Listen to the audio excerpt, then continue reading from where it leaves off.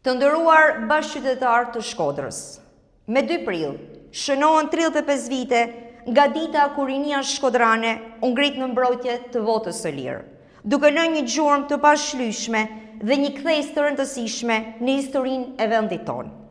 Pasojat e asaj dite, 2 prill 1991, ishin tragjike. 4 të rinj, Arben Broci, Besnik Ceka, Bujar Bishanako dhe Nazmi Krezio, u vranë nga forcat e policisë së regjimit komunist, ndërsa shumë të tjerë mbeten të plagosur.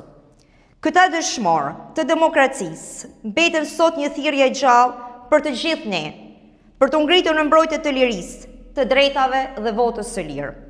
Me datë 2 prill, në orën 11, ju ftojmë të merrni pjesë në ceremoninë përkujtimore në nder të 4 dëshmorëve të demokracisë.